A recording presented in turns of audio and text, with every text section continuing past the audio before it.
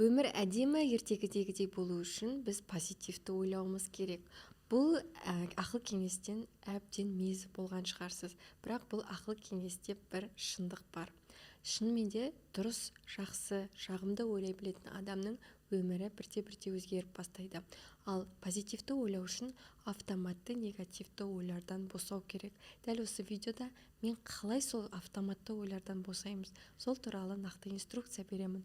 Менің атым Айнар Байжан, мен нейропрактикпін, мидың мүмкіндіктерін зерттеп және олар туралы контент жасаушы маманмын, халықаралық сертификатталған коучпын. Дәл осы YouTube арнамда мен өмір сапасын жақсартатын қазақша манифестация, медитация туралы ақпараттармен бөлісемін. Маған жазылып алыңыз. Және міндетті түрде менің Instagram парақшама жазылып, күн сайын сторис қарай жүріңіз. Сізге міндетті түрде пайдалы болады.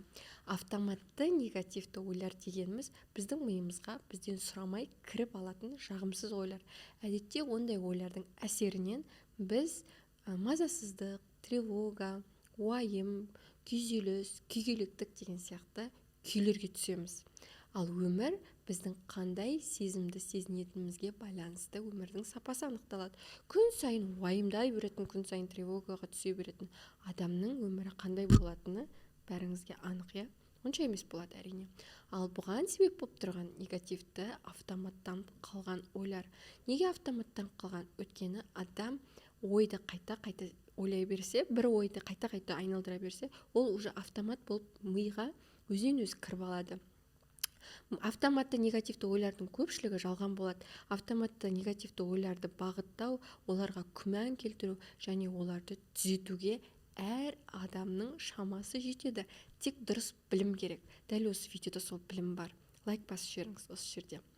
Шын мәнінде бізге сыртқы әлемді өзгертіп вообще керек емес. Сыртқы әлем біздің қабылдауымызға, біздің ішкі реакциямызға, біздің ойларымызға, біздің сезімдерімізге қарай өзі өзгеріп отырады.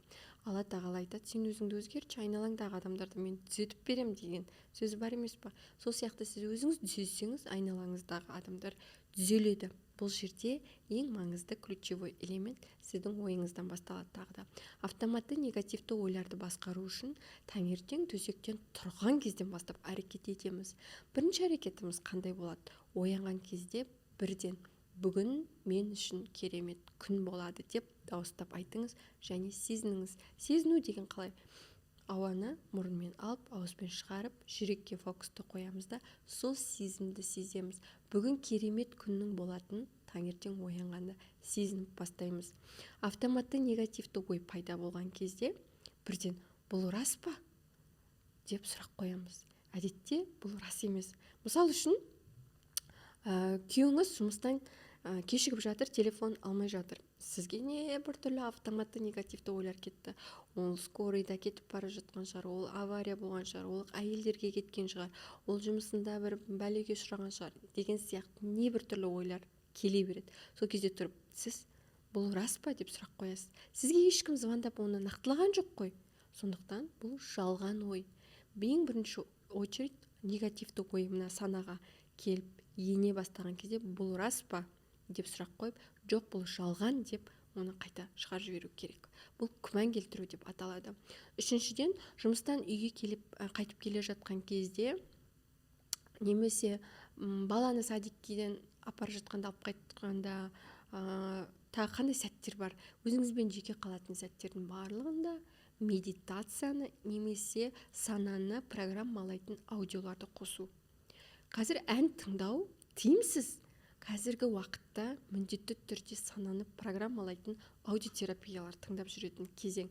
Өйткені біздің барлық күн сайын нейробиологтар жаңалық ашып жатыр. Адамның миы икемді, адамның миы көнгіш, адамның миы қалай программаласаң, солай программаланады. Ал адамның миы қалай программаланады?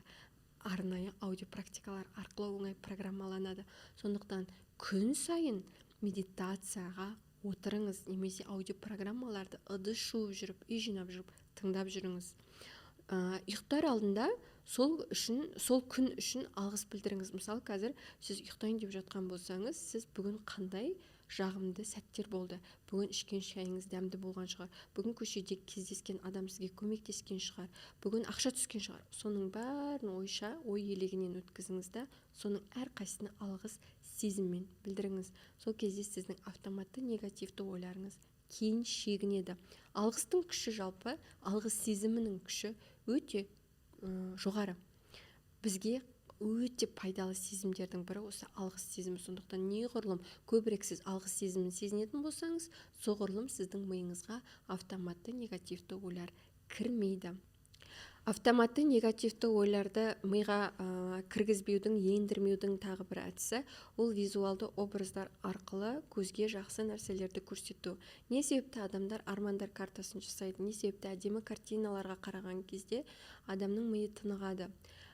Не себепті, мысалы, күн сайын телевизорды біз пайдаланбайтын болсақ, күн сайын оны әдемі картинаны қосып қойып, әдемі табиғаттың, водопадтың, гүлдердің, жанып тұрған оттың деген сияқты әдемі картиналарды қойып, соған ұзақ қарау арқылы біз санамызды тынышталдыра аламыз.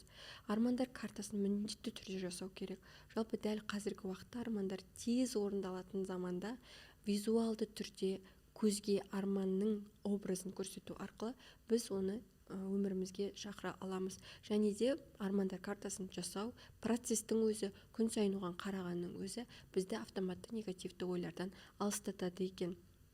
Сонымен қатар негативті ойларға сезім бермеу, яғни ой келме бірден оған стоп деп қойып, және оған сезімді бермеу, яғни қайғыруға себеп жоқ, жай ғана ой болып тұрған кезде оған қайғыру деген сезімді бермеу арқылы біз негативті ойлардың ендігі әрі біздің миымызға қатты жоламауына күш салады екенбіз. Ал позитивті ойлау үшін бізге осы автоматты негативті ойлардан алыстауымыз жеткілікті. Позитивті ойлау үшін бізге позитивті нәрселерді көзге көрсету керек. Сізді шынымен де не шабыттандырады, соны көзіңізге көрсетесіз. Мысалы, мен автоматты негативті ойлардан құтылуға маған көмектесетін менің телефонымның фоны. Яғни мен көзіме көрсетіп қойған, мен телефонды өте көп пайдаланамыз, күн сайын телефонға өте көп рет қараймыз да. Мен қараған сайын, мен ютубта 100 000 подписчик болғанымда, мынадай үйді, мынадай көлікті, мынадай аудиторияға шығып сөйлеп жатқанымда мен күн сайын қараймын. Бұл көз арқылы менің миыма жақсы сигнал жібереді. Бұл позитивті ой салады маған, шабыт сезімін береді. Сондықтан мен көзіме неғұрлым жақсы визуалды картиналарды көрсетуге тырысамын. Сол кезде автоматты негативті ойлар үнін өшіреді. Автоматты негативті ойда көп адам өмір сүреді. Олар жақсы ой ойлауды өміріне енгізбеген, тіпті талпынбайды да. Неге? Өйткені бұл сценарий, паттерн. Біздің ата-аналарымыз көбінесе рационалды ойлап, көбінесе негативті киноларды көріп, көбінесе жылаңқы сериалдарды қарап, және жақсы сөзден гөрі ертең осындай болып қалса ше, мұндай болып қалса ше, ертеңгі күніне күмәнмен қарайды. Позитивті ойлайтын адамдар өте аз.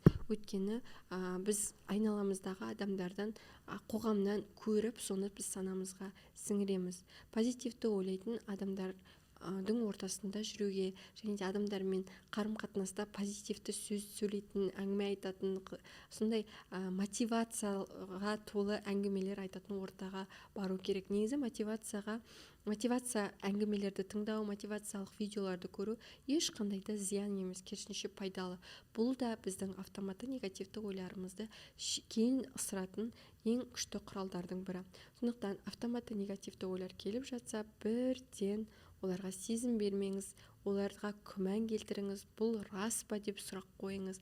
Және де таңертең тұрғаннан бастап өзіңіздің миыңызды программалаңыз, жақсы әндер тыңдаңыз, өзіңізге көп сұрақ қойыңыз. Күн сайын будильникпен мен не сезіп тұрмын және мен не ойлап тұрмын деп бақылаушы күйіне өтіп, тәніңізді, денеңізді, миыңызды, ойыңызды, санаңызды, ақыл есіңізді бақылаңыз. Сол кезде сіз ойды басқаратын осознанный, жоғары саналы адамға айналасыз. Ал мен сізді жоғары саналы адамға айналдыратын небәрі 3000 теңге тұратын интенсивіме шақырғым келеді. Төмендегі сілтемеге өтсеңіз болады.